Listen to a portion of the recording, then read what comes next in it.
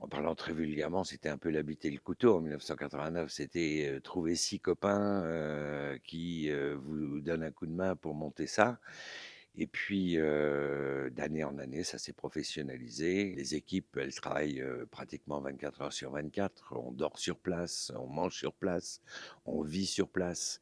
Donc, bah, il y a des moments où l'équipe doit, décompresser. D'ailleurs, on a un lieu qui est à côté de mon bureau, qui s'appelle la soupape.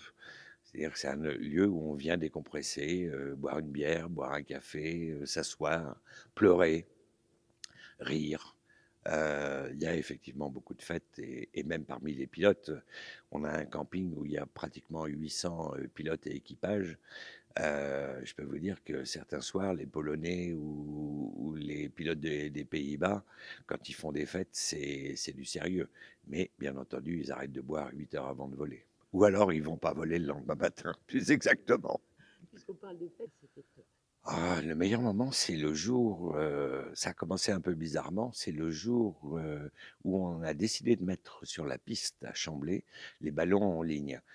Et l'idée ne nous était pas venue avant. Et pourquoi on a eu cette idée? C'est parce que la veille, il avait plu et que les pilotes, ils voulaient pas gonfler leurs ballons sur l'herbe.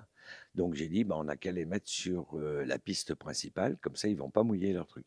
Et quand on a vu ces 200, 300 ballons se mettre les uns derrière les autres sur la piste, on s'est dit, mais c'est génial, il faut continuer. C'est comme ça qu'est née la grande ligne.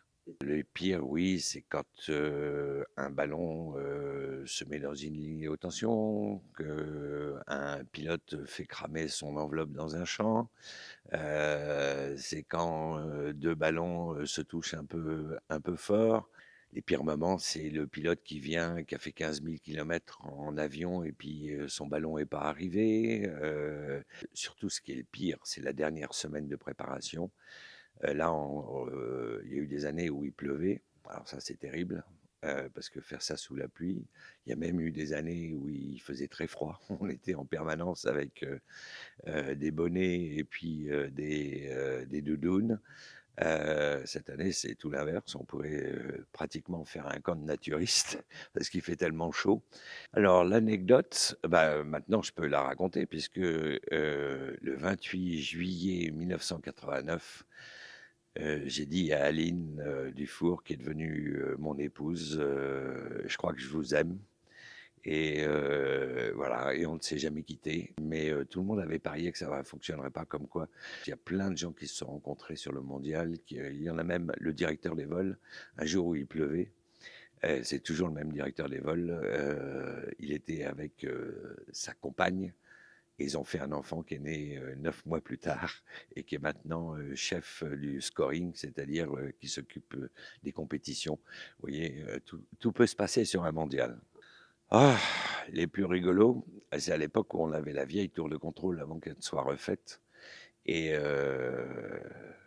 bah, on voit que dans les jeunes générations, on est moins en camping, on est moins chez les scouts, on est moins en colo, et on est surtout, pour les garçons, moins au service militaire puisque ça n'existait plus. Et il y en a qui ne sont pas lavés pendant 3 jours parce qu'il n'y avait pas de douche, il n'y avait pas de rideau aux douches, et ils ne voulaient pas se montrer nus. Ça, c'est des souvenirs assez marrants. Le truc que je rêve de faire ici, euh, il y a à l'entrée, à quelques kilomètres de l'entrée de la base, il y a un pont qu'on appelle le pont de Rosé et on n'arrive pas à passer frontalement de voiture. Ça provoque des bouchons. Le rêve, c'est un jour qu'un transporteur casse ce pont et qu'on soit obligé d'en faire un vrai. Donc, le truc dont je suis le plus fier, c'est d'avoir fidélisé tous ces gens qui, d'année en année, reviennent.